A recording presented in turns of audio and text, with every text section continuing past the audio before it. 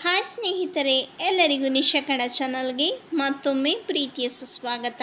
ಇವತ್ತಿನ ವಿಡಿಯೋದಲ್ಲಿ ಬಹಳ ಸುಲಭವಾದ ಸಖತ್ ಟೇಸ್ಟಿಯಾದ ಟೊಮೆಟೊ ಚಟ್ನಿ ಯಾವ ರೀತಿ ಮಾಡೋದು ಅಂತ ಈ ವಿಡಿಯೋದಲ್ಲಿ ತಿಳಿಸ್ಕೊಡ್ತಾ ಇದ್ದೀನಿ. ಈ ವಿಡಿಯೋ ನಿಮಗೆ ಇಷ್ಟವಾದರೆ ಲೈಕ್ ಮಾಡಿ, ಶೇರ್ ಮಾಡಿ. ನನ್ನ ಚಾನಲ್ನ ಇನ್ನೂ ಸಬ್ಸ್ಕ್ರೈಬ್ ಆಗಲಿದ್ದರೆ ಈಗಲೇ ಹೋಗಿ ಸಬ್ಸ್ಕ್ರೈಬ್ ಆಗಿ, ಪಕ್ಕದಲ್ಲಿ ಕಾಣೋ ಬೆಲ್ ಬಟನ್ನ ಟಚ್ ಮಾಡಿ. ಸ್ಟವ್ ಮೇಲೆ ಒಂದು ಕಡಾಯಿ ಇಟ್ಕೊಂಡಿದ್ದೀನಿ. ಆ ಕಡಾಯಿಗೆ ನಾನು 2 ಟೇಬಲ್ ಸ್ಪೂನ್ ಆಗುವಷ್ಟು ಎಣ್ಣೆನ ಸೇರಿಸ್ಕೊಳ್ತಾ ಇದ್ದೀನಿ. ಎಣ್ಣೆ ಬಿಸಿ ಆಗಲಿ. ಎಣ್ಣೆ ಬಿಸಿಯಾಗಿದೆ. ಅರ್ಧ ಟೀ ಸ್ಪೂನ್ ಆಗುವಷ್ಟು ಇಂಗಿನ ಪುಡಿನ ಸೇರಿಸ್ಕೊಳ್ತಾ ಇದ್ದೀನಿ. ನಂತರ 12 ಬೆಳ್ಳುಳ್ಳಿ ಎಸಳುಗಳು, ನಂತರ ಸ್ವಲ್ಪ ಕರ್ಬೇವಿನ ಸೊಪ್ಪನ್ನು ಸೇರಿಸ್ಕೊಳ್ತಾ ಇದ್ದೀನಿ. 1 ರಿಂದ 2 ಸೆಕೆಂಡುಗಳ ಕಾಲ ಕಡಿಮೆ ಉರಿಯಲ್ಲಿ ಇಟ್ಕೊಂಡು ಫ್ರೈ ಮಾಡ್ಕೊಳ್ಬೇಕು. ನಂತರ ಹುಳಿಯಾಗಿರುವ 8 ಟೊಮೆಟೊ ಹಣ್ಣುಗಳನ್ನ ಕಟ್ ಮಾಡಿರೋದು ಸೇರಿಸ್ಕೊಳ್ತಾ ಇದ್ದೀನಿ. ಈಗ ಸ್ವಲ್ಪ ಉಪ್ಪನ್ನು ಹಾಕಿ ಚೆನ್ನಾಗಿ ಮಿಕ್ಸ್ ಮಾಡಿ ಟೊಮೆಟೊ ಎಲ್ಲ ಸಾಫ್ಟ್ ಆಗುವವರೆಗೂ ಕಡಿಮೆ ಉರಿಯಲ್ಲಿ ಇಟ್ಕೊಂಡು 5 ನಿಮಿಷಗಳ ಕಾಲ ಕುಕ್ ಮಾಡ್ಕೊಳ್ಬೇಕು. ಟೊಮೆಟೊ ಹಣ್ಣುಗಳು ಹುಳಿ ಕಮ್ಮಿ ಇದ್ದರೆ ಅದರ ಜೊತೆಗೆ ಸ್ವಲ್ಪ ಹುಣಸೆ ಹಣ್ಣನ್ನು ಹಾಕ್ಬಿಟ್ಟು ಚೆನ್ನಾಗಿ ಮಿಕ್ಸ್ ಮಾಡಿ ಕುಕ್ ಮಾಡ್ಕೊಳ್ಬೇಕು.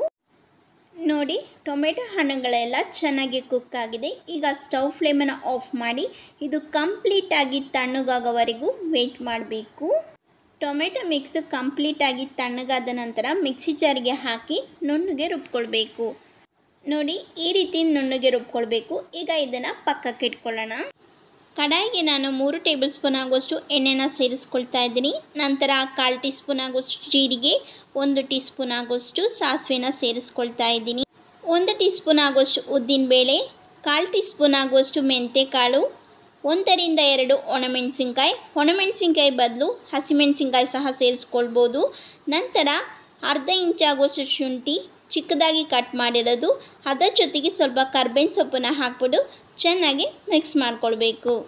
ಈಗ ಕಡಾಯಿಗೆ ಅರ್ಧ ಟೀ ಸ್ಪೂನ್ ಆಗುವಷ್ಟು ಧನಿಯಾ ಪುಡಿ, ಅದರ ಜೊತೆಗೆ 1.5 ಟೀ ಸ್ಪೂನ್ ಆಗುವಷ್ಟು ಅಚ್ಚ ಖಾರದ ಪುಡಿ, ಅದರ ಜೊತೆಗೆ 1 ಟೀ ಸ್ಪೂನ್ ಆಗುವಷ್ಟು ಕಾಶ್ಮೀರಿ ಚಿಲ್ಲಿ ಪೌಡರ್ ಸಹ ಸೇರಿಸ್ಕೊಳ್ಬೋದು.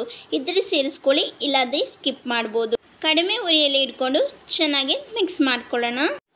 ಈಗ ಆವಾಗಲೇ ರುಬ್ಕೊಂಡಿರುವ ಟೊಮೆಟೊ ಪೇಸ್ಟನ್ನು ಸೇರಿಸ್ಕೊಳ್ತಾ ಇದ್ದೀನಿ. ರುಚಿಗೆ ತಕ್ಕಷ್ಟು ಉಪ್ಪು, 1 ಟೀ ಸ್ಪೂನ್ ಆಗುವಷ್ಟು ಸಕ್ಕರೆ ಬದಲು ನೀವು ಬೆಲ್ಲದ ಪುಡಿ ಸಹ ಸೇರಿಸ್ಕೊಳ್ಬೋದು. ಚೆನ್ನಾಗಿ ಮಿಕ್ಸ್ ಮಾಡ್ಕೊಳ್ಳೋಣ.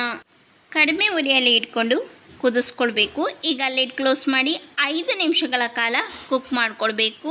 ನೋಡಿ, ಚೆನ್ನಾಗಿ ಕುಕ್ ಆಗಿದೆ. ಸೈಡಿಗೆಲ್ಲ ಎಣ್ಣೆ ಬಿಡ್ತಾ ಇದೆ. ಥಿಕ್ ಕನ್ಸಿಸ್ಟೆನ್ಸಿಯಲ್ಲಿ ಬಂದಿದೆ. ಈಗ ಸ್ಟವ್ ಫ್ಲೇಮನ್ನು ಆಫ್ ಮಾಡ್ತಾ ಇದ್ದೀನಿ. ಇಡ್ಲಿ, ದೋಸೆ, ಚಪಾತಿ, ಅನ್ನಕ್ಕೆ ಸೈಡ್ ಕಾಂಬಿನೇಷನ್ ಆದ ಹೋಟೆಲ್ ಶೈಲಿಯ ಟೊಮೆಟೊ ಚಟ್ನಿ ರೆಡಿಯಾಗಿದೆ. ಈ ಟೊಮೆಟೊ ಚಟ್ನಿ 1 ತಿಂಗಳವರೆಗೂ ಗಾಜಿನ ಬಾಟ್ಲಿನಲ್ಲಿ ಹಾಕಿ ಸ್ಟೋರ್ ಮಾಡ್ಕೊಳ್ಬೋದು.